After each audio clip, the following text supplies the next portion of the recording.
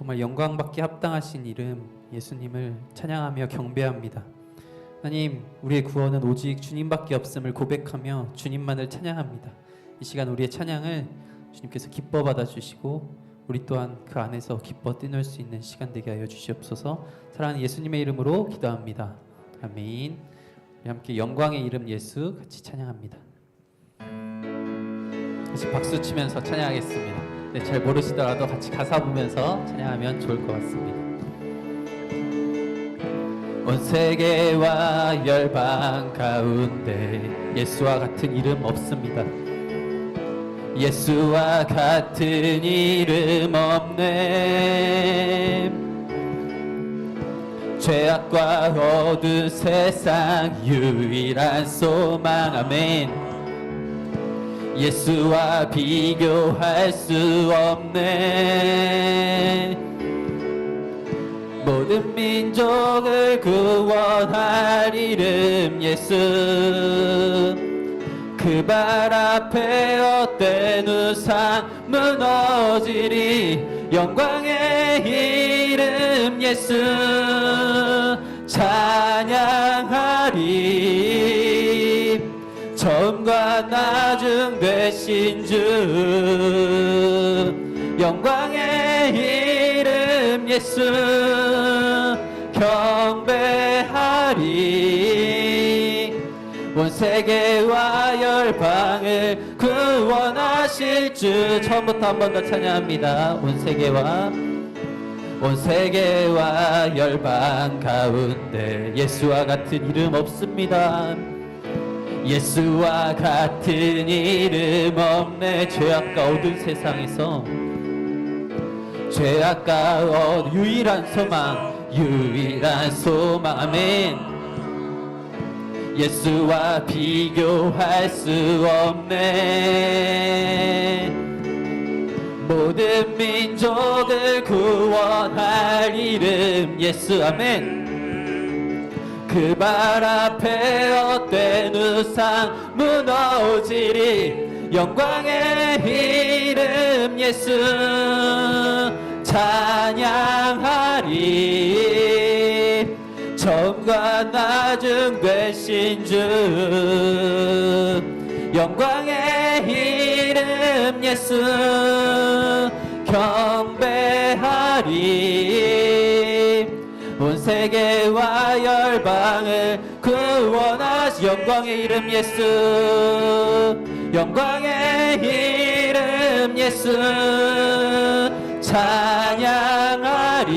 찬양하리. 처음과 나중 되신 주 영광의 이름 예수 경배하리. 온 세계와 열방을 영광의 이름 예수 영광의 이름 예수 찬양하리. 처음과 나중 되신 주 영광의 이름 예수 경배하리. 온 세계와 열방을 구워. 주님 약속하신 말씀 위에서 주님 약속하신 말씀 위에서 영원토록 주를 찬송하리라. 소리 높여 주께 영광 돌리며 약속 믿고 굳게 서리라. 아멘. 굳게 서리. 영원하신 말씀 위에 굳게 서리. 굳게 서리. 그 말씀 위에 굳게 서리라. 주님 약속하신 말씀 위에서 세상 염려 내게 엄습할 때에 용감하게 힘써 싸워 이기며 약속 믿고 굳게 서리라. 아멘. 굳게 서리. 영원하신 말씀 위에 굳게 서리. 굳게 서리. 그 말씀 위에 굳게 서리라. 주님 약속하신 말씀 위에서 영원하신 주의 사랑 힘입고 성령으로 힘써 싸워 이기며 약속 믿고 굳게 서리라멘. 굳게 서리 영원하신 말씀 위에 굳게 서리 굳게 서리 그 말씀 위에 굳게 서리라. 주님 약속하신 말씀 위에서 성령 인도하는 대로 행하며 주님 품에 얻으며 약속 믿고 굳게 서리라.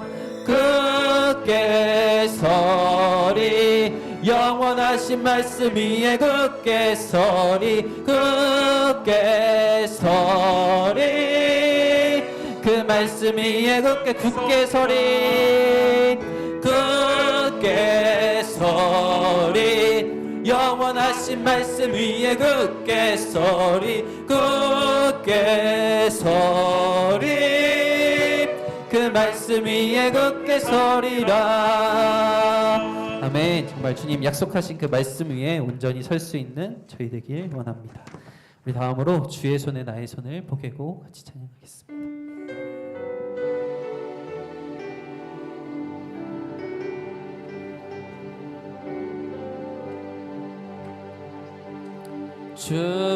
주보혈 날 정결케 하고 주보혈 날 자유케 하니 주 앞에 나 예배하는 이 시간 나의 모든 것을 주께 드리네. 주의 손 날 위에 찢기셨고 주의 발 날 위에 박히셨으니 이제는 내가 사는 것이 아니요 오직 주를 위해 사는 것이라.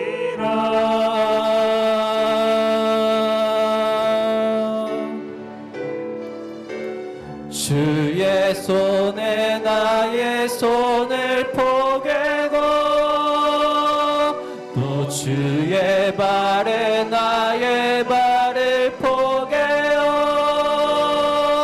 나 주와 함께 죽고 또 주와 함께 살리라.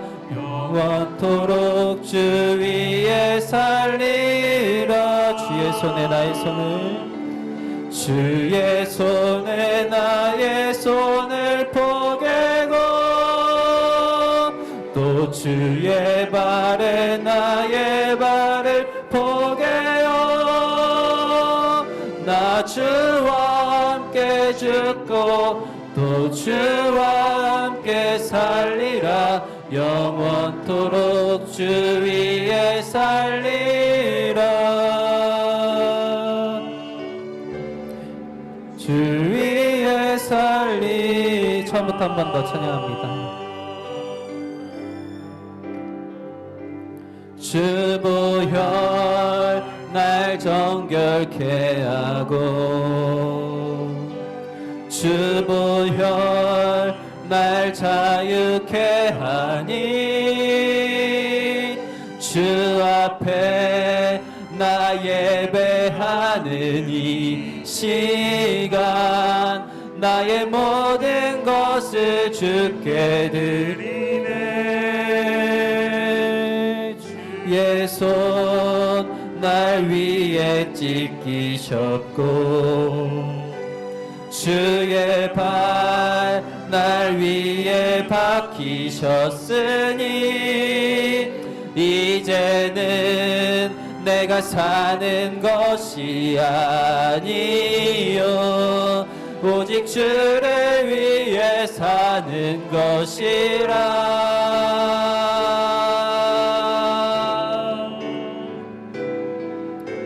주의 손에 나의 손을 포개고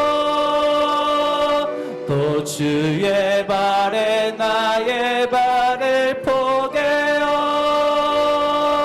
나 주와 함께 죽고 또 주와 함께 살리라 영원토록 주 위에 살리라 주의 손에 나의 손을 포개고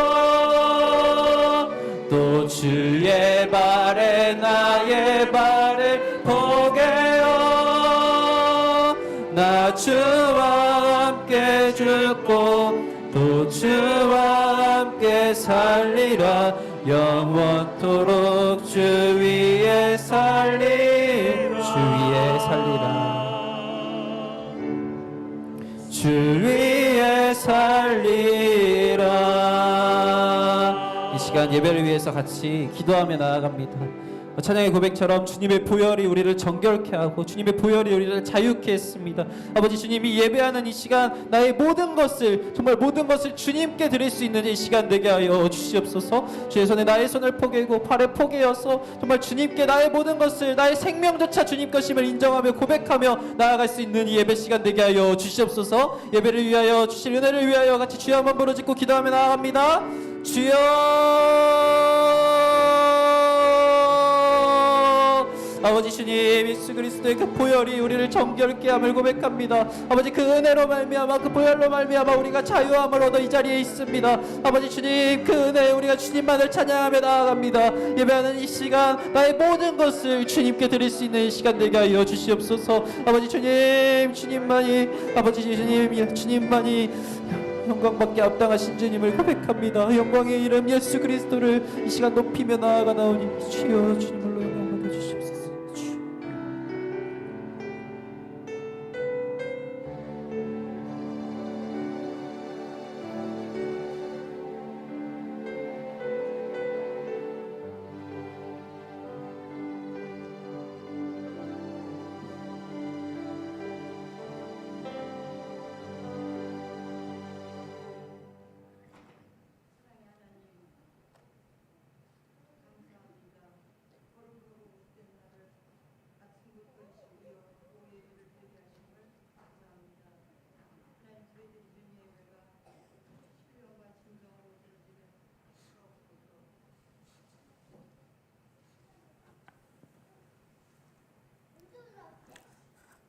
저희들을 불쌍히 여겨주시고 저희들이 주님 뜻대로 산다 하면서도 말로 행동으로 마음으로 하나님을 아프게 하신 것이 얼마나 많습니까?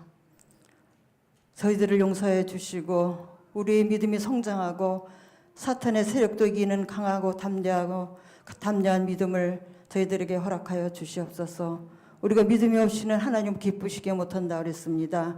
하나님 저희들에게 주신 모든 사명을 감당하고 담대한 믿음을 허락하여 주시옵소서. 하나님께서 하나님의 교회 모든 기관들이 믿음으로 하나 되게 하여 주시고 협력하여 선을 이룰 수 있게 은혜를 베풀어 주시옵소서.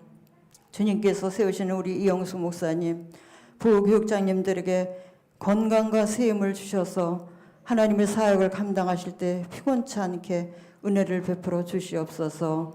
저희들에게 날마다 귀한 말씀을 통해 우리의 마음이 밭이 옥토가 되게 하시고 많은 은혜의 결실을 맺게 하시고 성령의 열매를 풍성하게 맺는 모두가 되게 은혜를 베풀어 주시옵소서. 하나님의 지단에 육신이 연약한 지체들을 하나님 빠르게 치유와 회복을 시켜주시고 강건하여 사명 감당할 수 있게 은혜를 베풀어 주시옵소서. 주님, 우리 이한철 장로님 원치 않은 병으로 고통당하고 있습니다. 하루속히 회복시켜 주셔서 몸전전에 쓰임만 장로의 사명을 감당할 수 있게 은혜를 베풀어 주시옵소서. 하나님 교회에 파송된 우리 선교사님들을 기억해 주시고 건강과 안전을 지켜주시고 영역을 더해 주셔서 많은 열매를 맺을 수 있도록 하나님께서 은혜를 베풀어 주시옵소서. 오늘도 단에 세우신 우리 선재웅 목사님 능력의 상중에 붙잡아 주셔서 선포된 말씀으로 은혜 받게 하시고 우리 삶이 변화받는 시간 되게 은혜를 베풀어 주시옵소서. 예수님의 이름으로 기도드립니다. 아멘.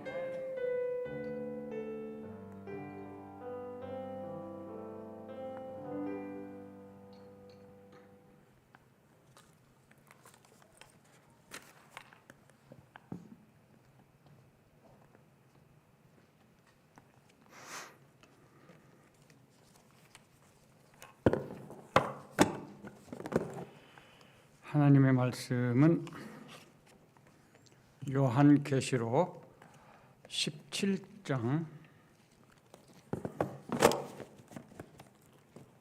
요한계시록 17장 14절부터 18절까지입니다.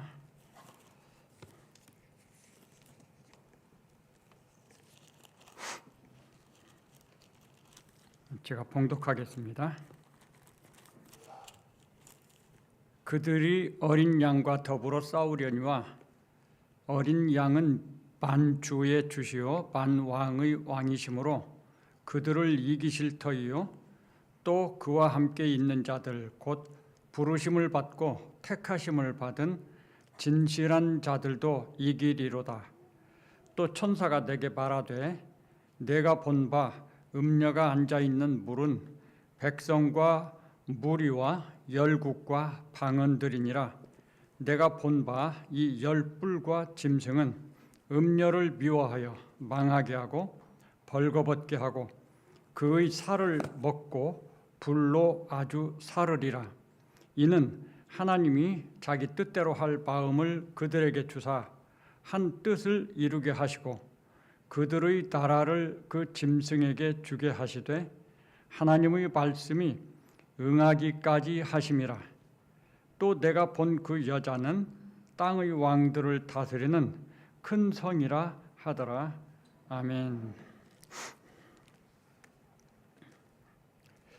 지난주에는 이 세상이라고 하는 큰 나라의 정체가 무엇이냐 하는 것을 17장을 정리해서 생각을 해보았습니다. 오늘은 이 말씀이 오늘 우리에게 주시는 교훈이 뭐냐, 이 세상이라고 하는 큰 나라에 대해서 우리가 알게 됐죠. 하나님은 그것을 통해서 우리에게 어떤 깨달음을 주시려고 하시는가 하는 데 초점을 맞춰서 말씀을 드리겠습니다. 예수님께서 제자들을 부르신 다음에 말씀하시기를 보라 내가 너희를 세상에 보내는 것이 마치 양을 이리들 때 속으로 보내는 것과 같다, 이런 말씀을 하셨어요. 예수님은 이미 이 세상이란 큰 나라가 어떤 나라인지를 알고 계셨던 것이지요. 이 세상이란 나라, 지난주에 말씀드린 것처럼 큰 음녀라고 불리우고 큰 성 바벨론으로 불리우죠. 그런데 그 큰 음녀는 많은 물 위에 앉아 있다 그랬어요. 그래서 이 세상을 주장하는 이 세상이 바로 큰 음녀라고 그랬죠. 그런데 또 이 큰 음녀가 붉은빛 짐승을 탔다고 그랬어요. 이 붉은빛 짐승, 즉 사탄과 일체인 거예요. 사탄의 움직이는 대로, 주장하는 대로 따라갈 수밖에 없는 그런 세상이라고 하는 것을 우리가 보았죠. 그래서 결론을 내리기를 이 세상이라고 하는 큰 나라는 사탄이 왕인 나라다 라고 말씀을 드렸어요. 예수님이 이미 그런 내막들을 다 알고 계셨다는 거죠. 그럼에도 불구하고 제자들을 바로 그 세상에 보내셨죠. 오늘 이 시대에 예수님을 믿는 우리들도 예수님의 제자들처럼 똑같은 그 세상에 보냄을 받은 하나님 나라 일꾼들입니다. 그런 면에서 오늘 우리 그리스도인들에게는 상당히 이 세상이, 현실이 엄중하다, 이렇게 볼 수가 있겠습니다. 세상이, 우리가 보냄을 받은 이 세상이 그런 세상이라고 하는 것, 사탄이 왕이라는 것, 큰 음녀라고 표현되는 그런 나라라고 하는 것, 필연적으로 우리 성도들은 영적 전쟁을 할 수밖에 없습니다. 이거를 내가 하기 싫다고 해서 안 할 수 있는 게 아니에요. 우리가 회피하고 도망간다고 해서 안 할 수 있는 게 아니에요. 우리는 이 세상에 사는 동안에는 성도들은 필연적으로 누구라도 다 영적 전쟁을 하게 돼 있습니다. 그 영적 전쟁도 아주 치열한 것입니다. 왜냐하면 마지막 때가 되면은 이 세상이 온통 죄악으로 가득 찬 세상이 돼요. 큰 성 바벨론이라고 하는 것이 뭡니까? 이 세상이 온통 까만색으로 가득 찬다는 거예요. 그런, 좀 구체적으로 말하면 믿는 사람보다는 안 믿는 사람들이 비교할 수 없이 더 많아지는 것이고, 우리 성도들은 계시록 20장에 있는 말씀대로 표현하면 포위되어 있는 거예요. 우리는 계시록 11장에는 성전 안에 있는 무리들이죠. 성전 안에 있는 무리가 뭐 있어야 얼마나 되겠습니까? 나머지 무리는 전부 성전 밖에 있잖아요. 그래서 이게 이 영적 전쟁의 양상이 겉으로만 보면은 참 싸움이 안 되는 것 같이, 우리가 이 싸움에서 100% 질 것처럼 보여지는 그런 양상인 거예요. 이런 상황 속에서 우리 성도들은 영적 전쟁을 감당해 나가야 하는 것이죠. 한 가지 기억해야 될 것은 영적 전쟁은 총칼로 하는 것이 아니라고 그랬죠. 이 점에서 우리들이 무슨 뭐 핵전쟁이라든가 무슨 그런 것이 아닙니다. 모르겠어요. 혹시 핵전쟁이 일어나서 막 불이 막 상상할 수 없는 그런 이 불타는 모습들이 나오고 그럴는지 그런 건 모르겠어요. 그런데 이 소련과 우크라이나가 전쟁하는 것 같은 그런 스타일의 전쟁이 아니라는 것은 분명합니다. 영적 전쟁은 뭐냐? 이 세상을 사는 우리 성도들이 끝까지 믿음을 지키고 하나님의 말씀을 따라 사느냐, 아니면 세상의 미혹을 받고 사탄의 협박을 받고 해서 그 믿음을 내려놓고 믿음에서 뒤로 물러나고 세상과 하나가 돼서 믿음을 떠나서 사느냐, 이 싸움인 거예요. 믿음을 지키느냐 아니면 믿음에서 떠나 사느냐, 이 싸움을 영적 전쟁이라고 하는 것입니다. 그것은 세상 전체적으로도 있는 거지만 우리 개인들의 마음속에서 가장 심각한 거예요. 항상 쉬운 예를 제가 들죠. 누가 내게 잘못을 해가지고 화를 나게 만들었어요. 그때 내가 화를 내는 것을 세상은 당연하게 생각을 합니다. 화내. 왜 화 안 내냐고. 화를 내는 것이 맞다는 거죠. 그런데 우리 성도들은 그때 질문을 해봐야 돼요. 내가 화를 내는 것이 정말 하나님의 기뻐하시는 것이냐, 예수님을 따르는 것이냐, 아니면 이때 화를 내지 않는 것이 올바른 것이냐. 그게 영적 싸움인 거예요. 화를 낸다는 것은 세상과 똑같이 사는 거예요. 근데 그 순간에 화를 내지 않고 아니지. 예수님이 참으라고 하셨으니까 내가 참아야지. 주님의 말씀대로 살고 행하고 또 말하고, 그렇게 하면 영적 싸움에서 이기는 거예요. 우리 안에서 이 영적 싸움은 끊임없이, 한편에서는 세상이 우리를 잡아다닙니다. 우리의 이 마음속에 있는 그 정욕과 연합해가지고 막 우리를 그쪽으로 끌고 가려고 해요. 하나님께서는, 우리 안에 계신 성령 하나님께서는 우리에게 말씀을 깨닫게 해주셔요. 그래서 그 순간순간 말씀이 생각나게 하면서, 아니야, 넌 그래도 이제 하나님의 자녀고 예수님을 믿으니까 믿는 사람으로 살아야지. 이렇게 우리 안에서 갈등이 일어나거든요. 그래서 그 갈등에서 우리가 갈라디아서는 그것을 육체의 소욕을 따르느냐 성령의 소욕을 따르느냐로 설명을 하고 있어요. 그래서 우리가 육체의 소욕을 따르는 순간 우리는 영적 전쟁에서 지는 거예요. 근데 그 육체의 소욕을 억누르고 죽이고, 성경은 죽인다는 표현을 썼어요. 그런 때 죽이고 성령의 소욕을 따른다?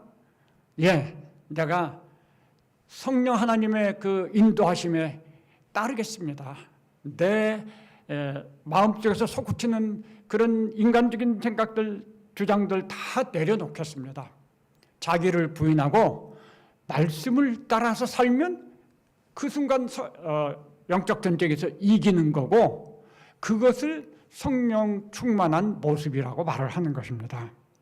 우리는 끊임없이 이 세상을 살아가면서 이렇게 영적 전쟁을 하고 있습니다.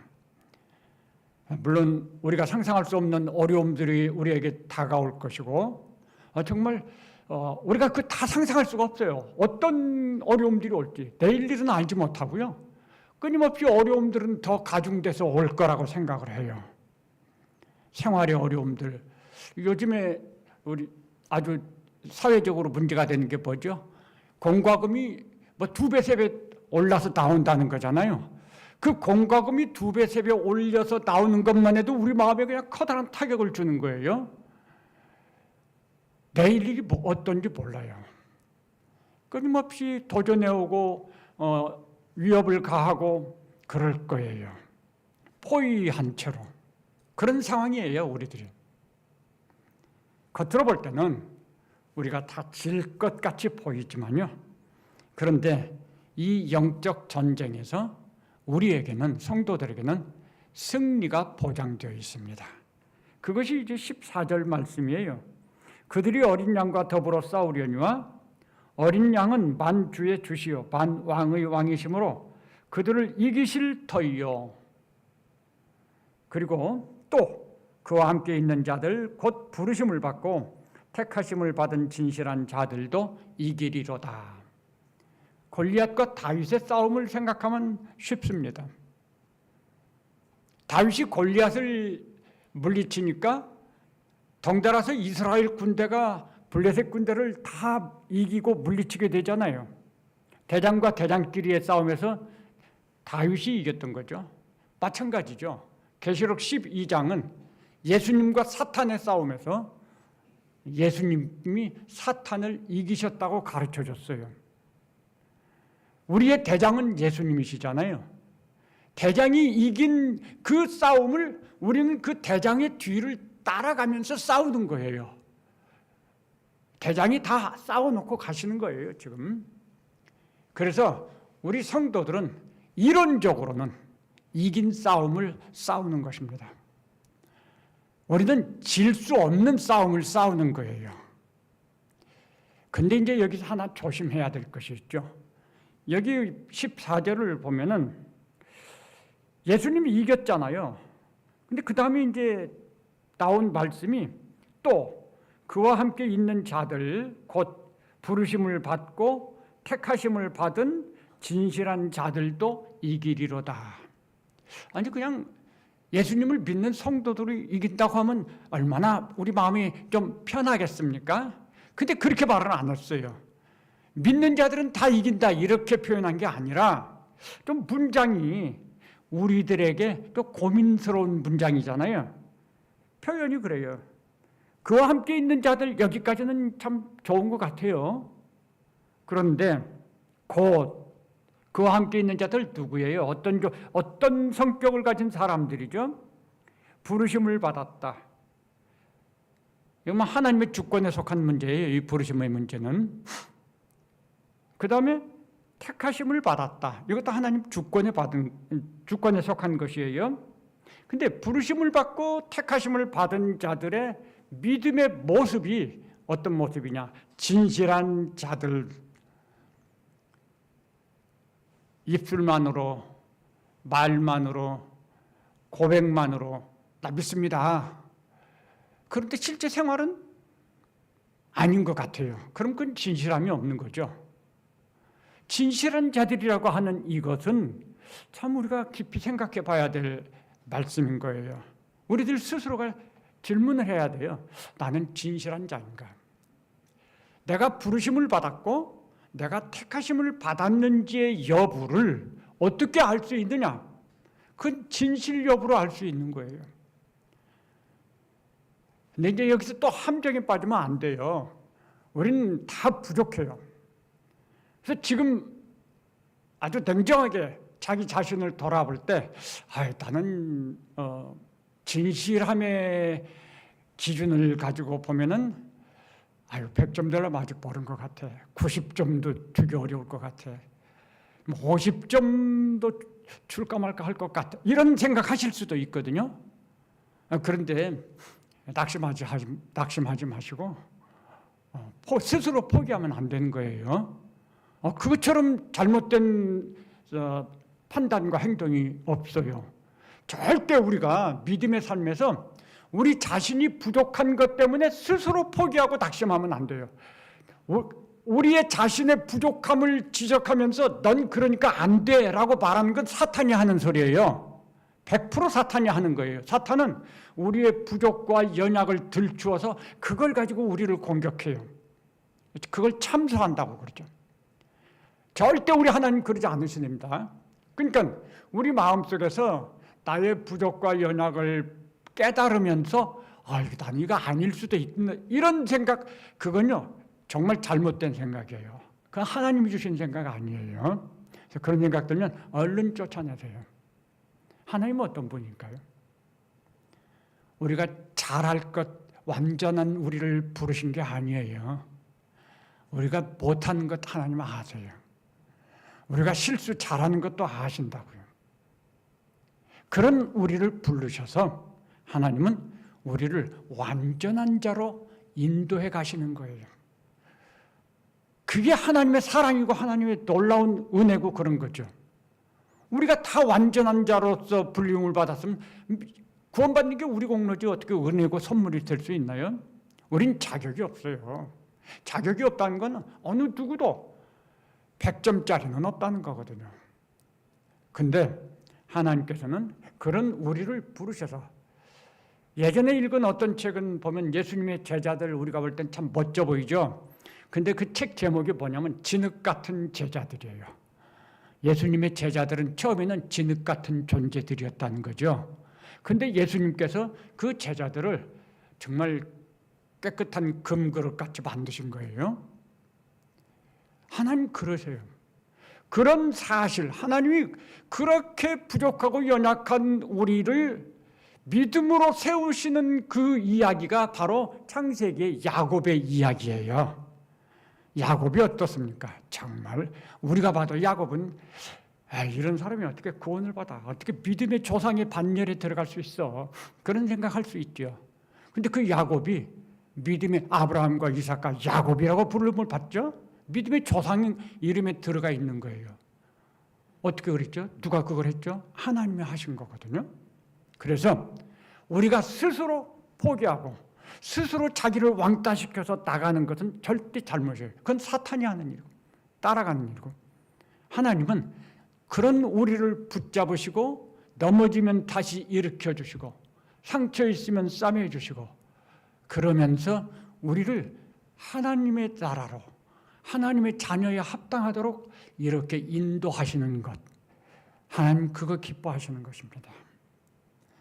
우리가 지금 현재 모자란다고 해서 낙심하지 마시고, 약속이 있어요. 영적 전쟁에서 이기는 것이 보장되어 있습니다. 지금은 우리가 이런 모습이라도 장차 하나님께서 우리를 보실 때는 지금의 이 모자란 것만 보시는 게 아니라 미래에 완성돼서 하나님 나라에서 하나님과 함께 영원히 즐거움으로 거할 그 모습을 우리를 보시는 거예요. 하나님께서는. 그게 고린도전서 13장 7절에 사랑에 대한, 사랑은 모든 것을 참고 모든 것을 바라고 모든 것을 믿고 모든 걸 견딘다는 미래를 바라보는 거죠. 현재의 부족을 보는 게 아니라 하나님은 우리를 보실 때 예수 그리스도 안에서 그렇게 우리의 미래의 아름다운 모습을 보고 기대하시고 또 그걸 책임져 주시는 것도 하나님이 하십니다. 그래서 현재 우리의 부족함 때문에 낙심하지 마시고요. 그러면 우리가 할 일은 뭐죠? 주님이 인도하시는 대로 따라가기만 하면 되는 거예요. 우리가 할 일은 그거밖에 없어요. 따라가면 되는 겁니다. 비록 이 세상이 그런 나라고 사탄이 왕인 나라고 그럴지라도, 그리고 우리는 부족할지라도 영적 전쟁에서 우리는 이기는 것이 보장되어 있다, 약속되어 있다. 이것을 믿으시고, 왜? 성경이 그렇게 말씀해 주셨으니까요. 두 번째로 우리가 이 계시록 17장에서 받을 교훈이 있는데요. 그것은 하나님의 인도와 연관한 것입니다. 우리 하나님께서 이 세상을 인도하실 때 여러 가지 방법이 있어요. 설명도 있고. 또 오늘 이 계시록에서 볼 때는 하나님의 인도하심이 두 가지로 있다는 걸 알 수가 있어요. 하나는 간섭하심입니다. 그리고 또 하나는 내버려 두심입니다. 하나님이 간섭하신다고 할 때 어떤 식으로 간섭하실까요? 명령하시죠. 또 개입을 하십니다. 그리고 징계하십니다. 하나님이 우리의 삶에 임하셔서 명령하시고 개입하시고 또는 징계하실 때 이것은 정말 하나님의 사랑에서 나오는 거예요. 또 하나님의 선한 목적에서 나오는 거고요. 히브리서 12장은 말씀하시기를 사랑이 없으면 징계하지 않는다. 사랑하는 자녀이기 때문에 징계한다.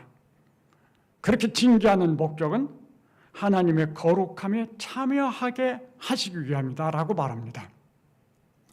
욥기 23장 10절은 그가 우리의 가는 길을 아시나니 그가 우리를 단련하신 다음에는 우리가 정금같이 나오리라 그랬어요. 정금을 만드시기 위해서 하나님은 우리를 단련하시는 거죠. 우리의 삶에 개입하시는, 그래서 우리를 주장하시는 그 하나님의 마음은 사랑입니다. 사랑하는 자녀이기 때문에 우리를 완성된 자리로 이끄시려고 애쓰시는 거죠. 이 성경 말씀을 주신 것도 똑같은 목적이에요. 디모데후서 3장 16절에 모든 성경은 교훈과 책망과 바르게 함과 의로 교육하기에 유익하니, 이 말씀을 우리가 매일같이 읽고 묵상하는 것은 이 말씀 속에서 하나님의 교훈을 듣고 또 때로는 책망도 들어요. 우리가 잘못했으면 책망을 들어야죠. 아니, 너 그렇게 하는 건 잘못이야. 성경이 말씀해 주는 거죠. 아유, 그러면 어떻게 해야죠? 이렇게 하면 돼. 바르게 함이 있어요, 성경에는. 그리고 우리가 올바르게 돌아서면 됐어. 이제 그 길로 쭉 가면 돼. 라고 의로 교육함이 있어요. 이 성경 말씀 속에는 이런 내용의 말씀들이 가득 차 있다는 거죠. 하나님께서 우리를 그래서 간섭하시는 거예요, 우리의 삶에. 잔소리 많이 하시는 분이 하나님이십니다. 잔소리 별로 좋아하지 않죠.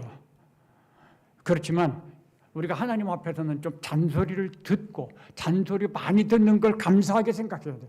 똑같은 말씀을 반복해서 얼마나 많이 하셨는지 몰라요. 똑같은 말씀 나오면 지난번에 저기서 읽었는데 또 하시네. 그러지 마시고요. 내가 아직도 멀었나 보구나. 이 말씀 또 나오는 거 주시는 거 보니까 내가 아직 못하기 때문에 똑같은 말씀을 또 주시는 거예요. 그렇게 생각할 수 있죠? 우리 하나님 잔소리 많이 하시는 거 감사합니다. 잔소리가 있을 때가 행복한 거지, 잔소리 해주는 사람 없으면 그때부터는 힘들어지는 거예요.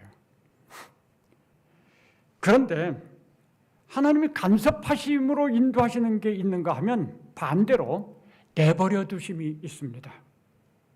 근데 이게 진짜 무서운 거예요. 그렇게 말 안 들어? 좋아. 그러면 내가 더 이상 간섭하지 않고 내버려 둘게. 너 하고 싶은 대로 해봐.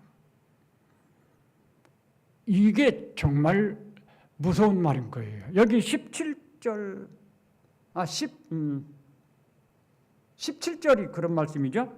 이는 하나님이 자기 뜻대로 할 마음을 그들에게 주사하 한 뜻을 이루게 하시고, 자기 뜻대로 할 마음을 그들에게 주셨다는 게 이게 뭘까요? 그래, 이제 네 맘대로 해봐. 너 그렇게 말 안 듣고 너 그렇게 자기 주장하고 네 하고 싶은 대로 하려고 하는데 그럼 해봐. 내가 간섭 안 할게. 아무 말도 안 할게. 내버려 두시며. 이 내버려 두심에 인도하심이 있어요. 우리 하나님께서. 관여하지 않습니다. 징계가 없습니다. 무엇을 하든지 침묵하십니다. 하나님 그때는요, 회개할 것 기대하지 않으세요. 우리가 나팔의 이야기를 기억해 보면 사람들이 회개하지 않는다고 하는 그 나팔의 뒤에 가면 있죠. 하나님 더 이상 기대하지 않는 시간인 거예요. 그렇게 되면 이 세상은 완전히 두 무리로 나뉘어져 가지고 이제 그때 끝이 오는 거예요. 회개하지 않는 시대가 오면 끝인 거예요. 하나님이 기대할 것이 없어지는 거니까요. 성경에도 이 내버려 두심에 대한 말씀이 있어요. 우리가 가끔 그런 생각할 수 있잖아요. 왜 세상이 이렇게 타락하고 부패하고 악해졌는가? 언제 이렇게 됐지? 어쩌면 요즘 우리 생각이 그런 생각이 가질 수가 있어요. 앞뒤 전후 좌우 돌아보면 참 악한 일들이 가득 차 있고 악한 사람들이 가득 차 있어요. 주변에 그런 사람이 없으면 참 복된 것입니다. 근데 이렇게 뒤를 옆을 보면 어떻게 그렇게 악한 사람들이 많고 악한 일들이 많은지 모르겠어요. 어떻게 세상이 이렇게 달라졌지? 옛날엔 이러지 않았는데 이런 말씀들을 들을 수가 있어요. 왜 이렇게 됐을까? 하나님께서 내버려 두시는 결과가 그렇다는 거죠. 그것을 로마서에서 아주 잘 말씀했어요. 로마서를 한번 찾아보시죠. 로마서 1장.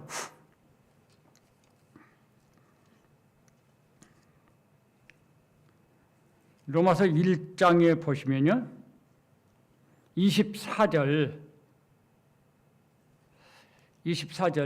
그러므로 하나님께서 그들을 마음의 정욕대로 더러움에 내버려 두사 그들의 몸을 서로 욕되게 하게 하셨으니 이 로마서 1장에 3번 내버려 둔다는 말씀이 나와요. 그 첫 번째 말씀이 24절이에요. 마음의 정욕대로 하도록 그냥 내버려 두는 거죠. 근데 그 결과가 뭐냐? 그들의 몸을 서로 욕되게 하셨어요. 예를 들면 우리 몸이 아주 에이즈 같은 질병으로 이게 질병 같은 그런 데 걸리는 거죠. 이 사람들이 하나님을 알지만 하나님을 영원롭게 하지 않고 하나님의 뜻을 따르려고 하지 않고 하나님을 오히려 거역하고 무시하고 대적한단 말이죠. 하나님은 오래 참으시는 분이시지만 그러나 사람들의 마음이 완악해지면 하나님께서는 더 이상 간섭하지 않으세요. 내버려 두십니다. 아까 계시록 17장 17절에 있는 것처럼 그래 그럼 네 마음대로 해봐 라고 말씀하시는 거죠. 그렇게 내버려 두시니까 더러움에 내버려 두셨죠. 그 결과가 몸을 서로 욕되게 하게 하셨다. 또 26절에도 보면요. 하나님께서 그들을 부끄러운 욕심에 내버려 두셨다고 그랬어요. 부끄러운 욕심, 사람들이 그게 부끄러운 일인 거예요. 올바른 일이 아니에요. 선하고 정상적인 게 아니에요. 그런데 자꾸 그걸 고집하는 거죠. 그 부끄러운 욕심, 이게 뭐 문제냐고, 이게 왜 잘못이냐고 자꾸 완악하게 대드는 거죠. 그러니까 하나님께서 그래? 그럼 네 맘대로 해봐. 부끄러운 욕심에 내버려 두셨어요. 그러니까 그 결과가 뭐죠? 그들의 여자들도 순리대로 쓸 것을 바꾸어 영리로 쓰며 그와 같이 남자들도 순리대로 여자 쓰기를 버리고 서로 향하여 음욕이 불릴 듯하며 남자가 남자와 더불어 부끄러운 일을 행하며. 지금 뭘 말씀하고 있죠? 오늘 우리의 주변에서 이 세상에서 문제없다고 말하는 동성애를 말하고 있는 거예요. 이게 이 동성애는 정말 하나님의 뜻을 거역하는 죄 중에 죄예요. 그것은 이제 창세기를 1장과 2장을 우리가 잘 살펴보고 하나님의 그 나라에 대한 하나님의 꿈을 이해를 하면은 이게 얼마나 큰 죄인지 알 수가 있어요. 그런데 사람들이 자꾸 그렇게 고집을 부리는 거죠.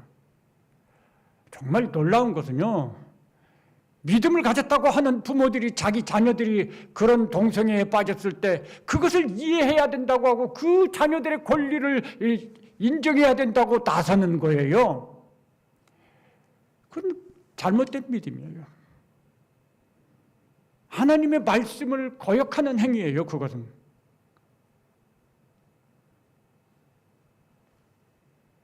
우리에게는 하나님께 순종하는 것이 있지, 거기에 대해서 뭔가 말을 하고 그런 건 없어요, 하나님 앞에서. 그런데 정말 잘못된 거예요. 왜 그랬을까요? 결국 그런 모습들은 여기 있는 것처럼 하나님께서 내버려 두시는 거죠. 그렇게 되면 그 결과가 이 세상에 동성애가 가득 차게 되는 거예요. 우리가 지금 드러나지 않아서 그렇지 오늘 현재 우리가 살고 있는 이 세상에는 가득 찼어요. 알고 보면.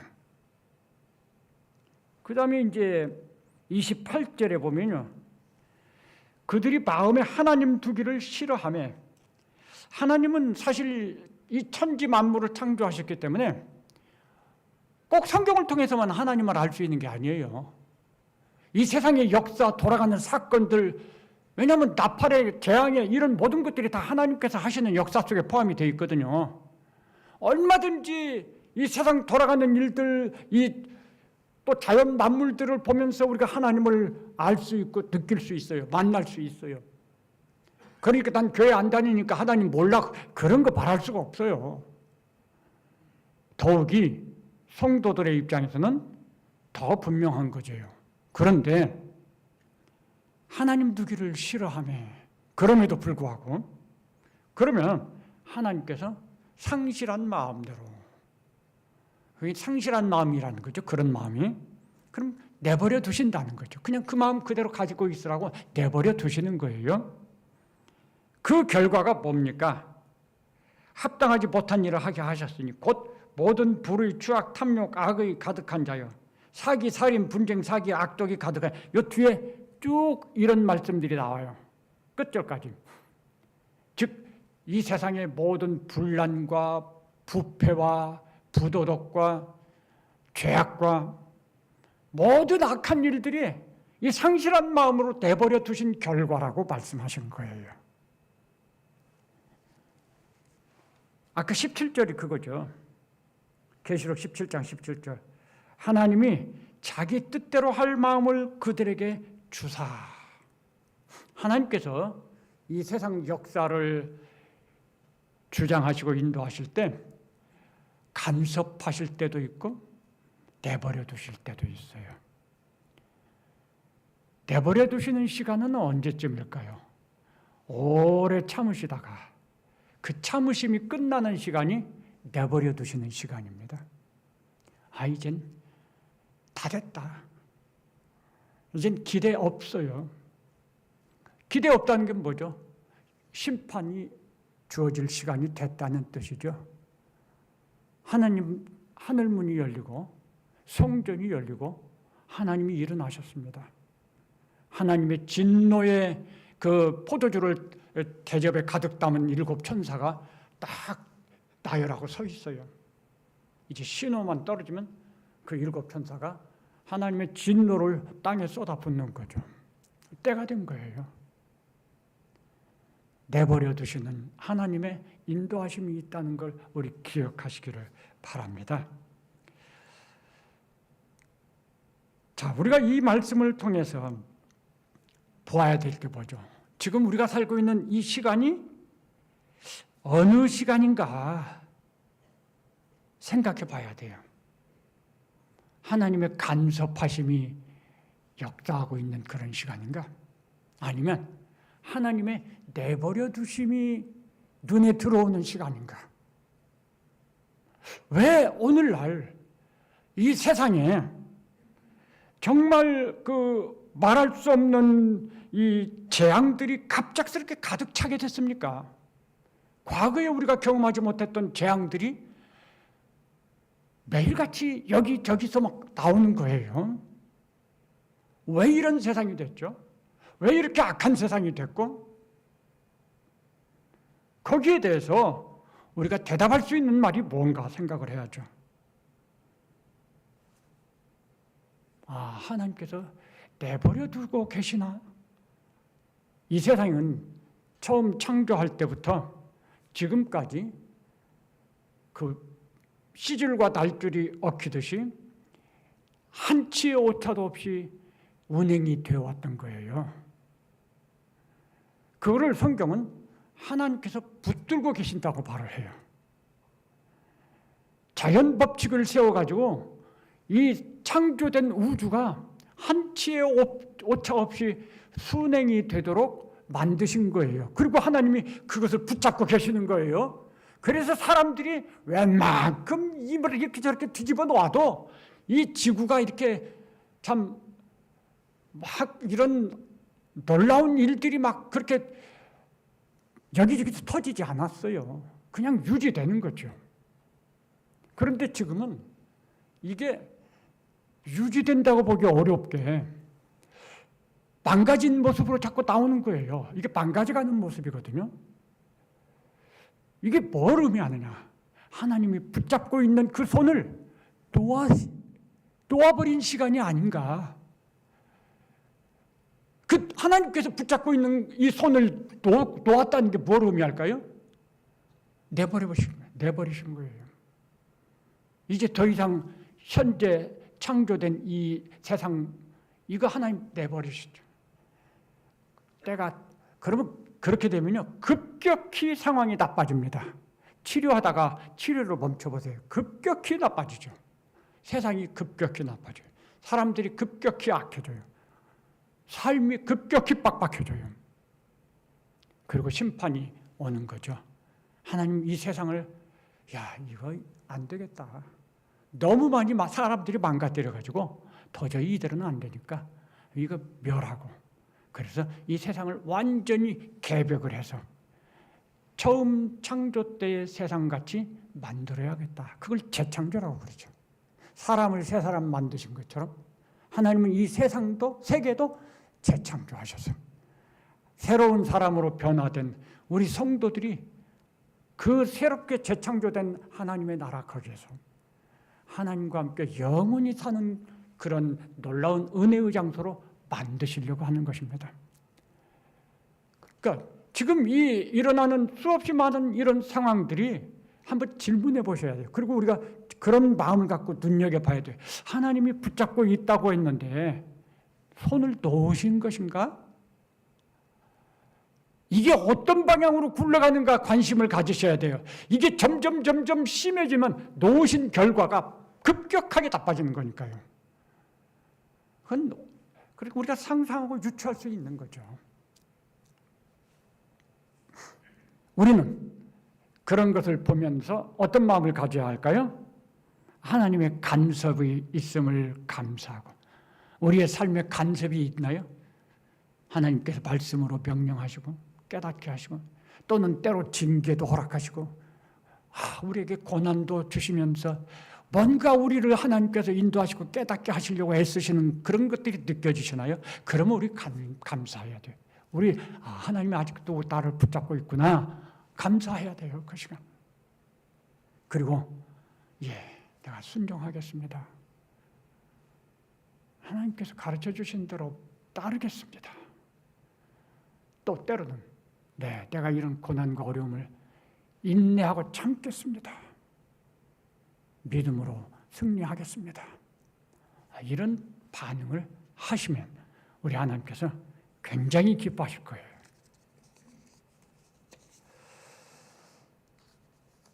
이 17장에서 가장 중요하게 기억해야 될 것은요, 역사의 주인이 누구냐 하는 것입니다. 보통 사람들은 역사의 주인은 인간 스스로라고 말합니다. 세상에서 가르치는 역사는 인간이 주인인 역사예요. 그 인간이 주인이라고 주장하는 사람들은 이런 구호를 하죠. 인간을, 인간에 의한, 인간을 위한 세상이라는 거예요. 그래서 그들은 그렇게 말합니다. 중요한 건 인간이 가진 의지다. 의지를 가지고 행하면 할 수 있다. 인간에게 불가능은 없다고 말하고 꿈은 이루어진다고 말하고 그래서 긍정적 사고를 가지라고 말하죠. 그리고 도전해라. 날개를 펴라. 미래를 긍정하라. 라고 말합니다. 그리고 우리에게 이런저런 비결들을 가르쳐주죠. 인간이 주인인 역사라고 생각을 해요. 근데 사실 그건 잘못된 오해입니다. 인간은 절대 주인이 아니에요. 사탄이 아담과 하와를 미혹해서 범죄하게 된 그때부터 인간은 사탄의 종이 된 거예요. 본래 인간의 주인은 하나님이십니다. 창조주와 피조물로서. 그런데 인간이 사탄에게 미혹받아서 범죄한 그때부터 우리 인간의 주인이 사탄이 된 거예요.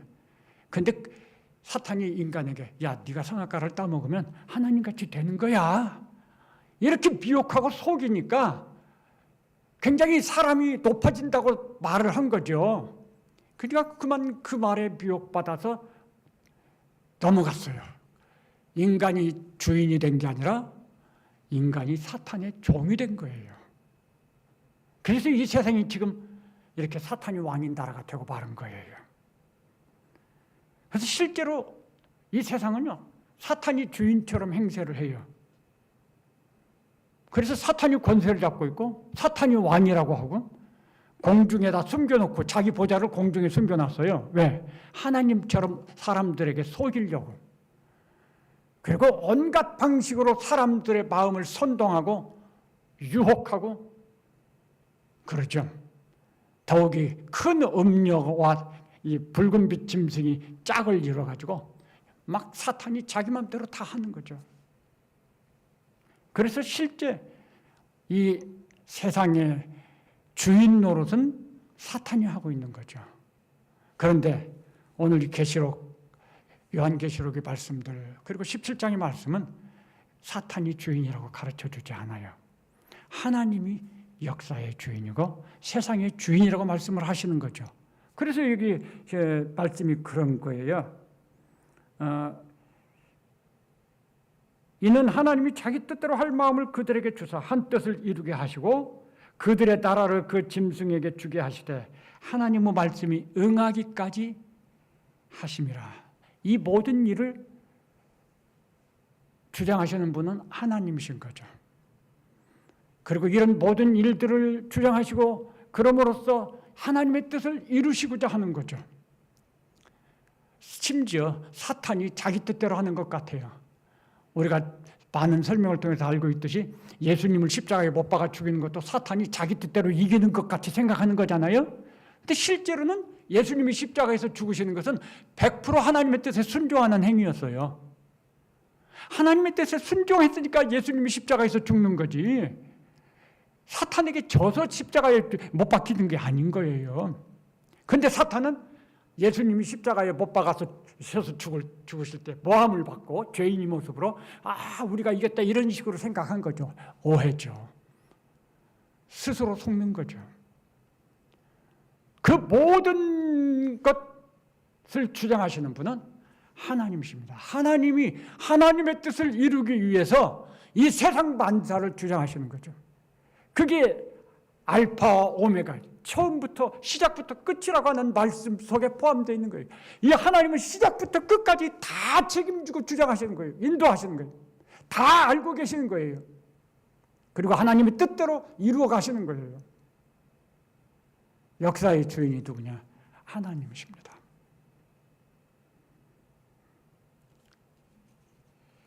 사탄은 인간을 유익하게 하는 것 같지만 사실은 이 세상과 인간을 망가뜨리는 거예요. 그게 여기 16절에 나오는 거죠.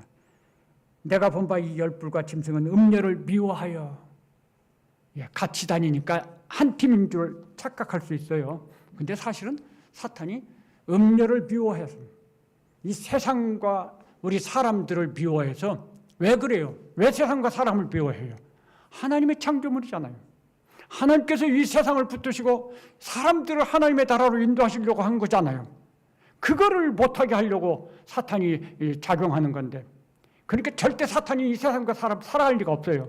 미워하는 거죠. 근데 그것을 미워한다고 말하지 않고 내가 너를 얼마나 위하는지 그런 식으로 속이는 거예요. 사탄은 본래가 속이는 거예요. 사탄이 어떤 듣기 좋은 말을 할지라도 그 말이 옳다고 말하면 안 돼요. 그건 전부 거짓말이고 속이는 말이니까.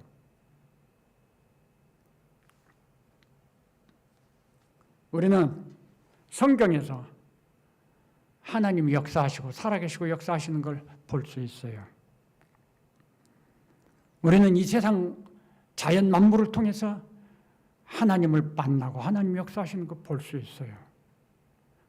이 세상 역사의 현장들, 흐름 속에서 우리가 하나님을 만나고 볼 수 있어요. 우리 하나님은 이 세상에 멀리 떠나서 초월하여 계시지 않고 우리 가운데 계시고 우리와 함께 계시면서 이 세상 만물 속에서 일하고 계신다는 거죠. 지금도 하나님 일하고 계시는 거예요. 그래서 마침내 하나님의 뜻을 이루시는 것입니다. 하나님의 나라가 완성되는 것. 이게 정말 우리 성도들의 진짜 소망이고 위로고 기쁨이죠. 말씀드린 것처럼 창세기 1장과 2장은 장차 완성될 하나님의 나라의 모형이라고 할 수 있을 것 같아요. 그런 나라, 그런 모습이 되는 것, 그런 속에서 우리가 사는 것. 예수 그리스도는요, 하나님의 나라에 들어가는 유일한 통로의 다리. 예수 그리스도를 통하지 않으면 아무도 들어갈 수가 없어요. 우리가 이 세상을 스스로 살고 스스로 걷고 스스로 행하는 것 같죠. 그러나 그게 아닙니다. 둘 중에 하나예요. 사탄의 미혹을 받아서 사탄을 따라서 가느냐, 아니면 하나님의 말씀을 믿고 하나님의 말씀을 따라서 예수님을 따라서 가느냐, 이 둘 중에 하나인 것입니다. 그런데 역사의 주인이 하나님이시고 하나님의 뜻이 이루어지는 거잖아요. 그러니까 하나님을 따르게 되면 하나님 나라에 가는 것이지만 하나님을 거역하고 반대로 가면 멸망으로 갈 수밖에 없는 것이죠. 이미 정해져 버리는 거예요. 계시록 17장이 가르쳐주는 것입니다. 이 세상 역사는 하나님이 주인이시고 하나님이 하나님의 뜻을 이루는 현장이고, 그리고 우리 성도들은요, 사실 우리 사람은 현장 감독이에요. 옛 창세기의 입장에서 바라본 우리 현장 감독입니다. 그런데 우리가 잘못한 거죠. 하나님 우리를 그래서 간섭하셔요. 명령하시고 또 우리가 잘못하면 징계도 하시는 거고. 우리가 해야 될 일은 뭐라고 했죠? 믿고 순종하는 것입니다. 순종을 배우는 것이 최고의 복입니다. 이제 얼마 남지 않았다고 여겨져요. 제 생각이죠. 좀 더 길게 생각할 수도 있어요. 근데 세상의 학자들도 이렇게 얼마 남지 않았다고 말을 해요. 좀 기다려보시면 이게 좀 더 분명해질 것 같아요. 서두르지 마시고 우리가 믿음으로 달려갈 길을 잘 달려가는 우리 성도님들이 되고 또 우리 가정들이 되고 그러기를 정말 소망하고 바랍니다. 기도하시겠습니다.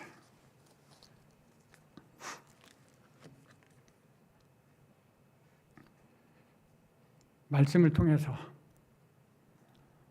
하나님께서 이 세상 역사의 주인이신 것을 다시 한번 가르쳐 주셨으니 감사합니다.